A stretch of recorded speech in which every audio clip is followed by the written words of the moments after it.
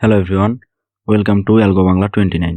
আজকে আমরা কথা বলবো রেস্ট্রিক্ট এডিটিং নিয়ে। মানে হচ্ছে আপনি আপনার ওয়ার্ড ডকুমেন্টে যদি কোনো রেস্ট্রিকশন দিতে চান, যদি পুরা ওয়ার্ড ডকুমেন্টে অথবা স্পেসিফিক কোনো প্যারাগ্রাফে অথবা স্পেসিফিক কোনো লাইনে আপনি যদি রেস্ট্রিক্ট করে দিতে চান, মানে পাসওয়ার্ড সেট করে দিতে চান অথবা আনএডিটেবল করে দিতে চান, তো সেক্ষেত্রে আমাদেরকে এখানে রেস্ট্রিক্ট করে দিতে হবে। তো চলুন শুরু করা যাক। তো তার জন্য প্রথমে আমাদেরকে আসতে হবে উপরের যে আমাদের মেনু আছে, এই মেনু বারগুলোর মধ্যে থেকে রিভিউতে আসবো।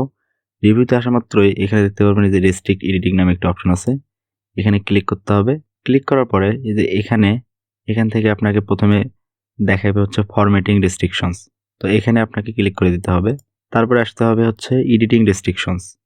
মানে হচ্ছে আপনি এখান থেকে যতটুকু সিলেক্ট করবেন শুধুমাত্র ততটুকুই আপনার হচ্ছে কি এডিট করতে পারবেন, তার বাইরে সবকিছু আপনার রেস্ট্রিক্টেড হয়ে যাবে। তো আমি এখানে এই যে এখানে লেখা আছে দেখেন, allow only this type of editing in the document. মানে আপনি যতটুকু সিলেক্ট করেছেন ততটুকু আপনি এডিট করতে পারবেন, আর এই সিলেকশনের বাইরে যতটুকু থাকবে ততটুকু আপনি এডিট করতে পারবেন না। তো এখানে আমরা টিক মার্কে ক্লিক করে দিলাম। তারপরে এখানে আসবে এটি হচ্ছে আপনার এক্সেপশনস, মানে অপশনাল।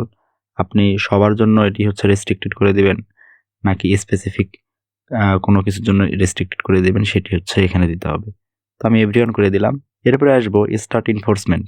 মানে এখান থেকে এটি যে রেস্ট্রিক্ট করে দিব তার একটা আমার কাছ থেকে অ্যাপ্রুভাল চাচ্ছে।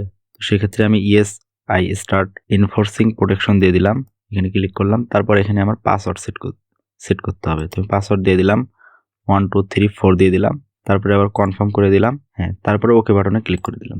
হ্যাঁ, দেখেন আমার যে অ্যালগো বাংলা 29 অংশটু আমি রেস্ট্রিক্টেড করে রাখি নাই। তো এই অংশটি আমি কি করতে পারবো, এডিট করতে পারবো। দেখেন এডিট হচ্ছে, কিন্তু অ্যালগো বাংলা 29 এর বাইরে যতটুকু আমি সিলেক্ট করে রেস্ট্রিক্টেড করে রেখেছি ততটুকু আমি এডিট করতে পারবো না। এই যে দেখেন আমি কিন্তু এডিট করতে পারতেছি না।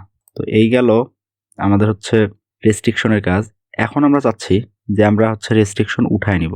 তো সেক্ষেত্রে আমরা যে কাজটি করতে পারি সেটি হচ্ছে যে স্টপ প্রোটেকশন নামে অপশন আছে, এখানে আমরা ক্লিক করব।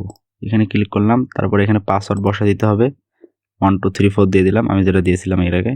তারপরে প্রেস করলাম, এই দেখেন এখান থেকে কিন্তু আমার রেস্ট্রিকশন উঠে গেছে, যে এখন এডিট হচ্ছে। তো এখন এই যে এখানে দেখতে পাচ্ছেন একটি চিহ্ন দেখা যাচ্ছে। এই চিহ্নটা দেখানোর কারণ হচ্ছে আমি যে এই মার্ক করা অংশটি সিলেক্ট করে রেখেছিলাম, এই জন্য চিহ্নটা দেখাচ্ছে। আমি এই টিক মার্কটা উঠিয়ে দিলাম, তারপর এখানে ইয়েস করব।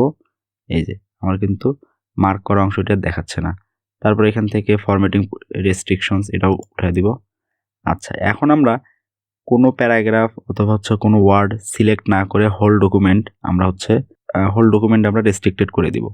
তো সেক্ষেত্রে আমি হচ্ছে মাউসের কার্সর যে কোনো এক জায়গায় রাখতে পারি। আমি যদি এখানে রাখি মাউসের কার্সরটা, রেখে আমি হচ্ছে পুরো ডকুমেন্টটা রেস্ট্রিক্টেড করে দেব। সেক্ষেত্রে সেম প্রসেস, এই যে এখানে ক্লিক করলাম। হ্যাঁ, তারপর এখানে ইয়েসে ক্লিক করে দিব। তারপর এখান থেকে আমি পাসওয়ার্ড দিয়ে দিলাম 1 2 3, তারপর কনফার্ম করব।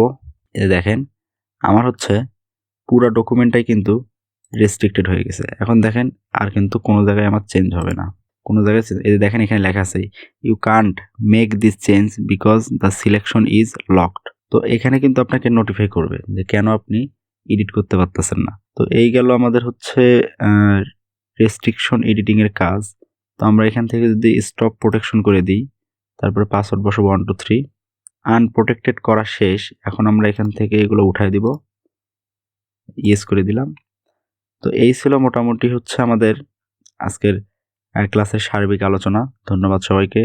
যদি ভিডিওটি ভালো লেগে থাকে অবশ্যই লাইক, কমেন্ট এবং শেয়ার করবেন। আর আপনি যদি আমাদের অ্যালগো বাংলা 29 চ্যানেলটিতে নতুন হয়ে থাকেন তাহলে অবশ্যই সাবস্ক্রাইব করে পাশে থাকা বেল আইকনটি ক্লিক করে দিবেন। ধন্যবাদ।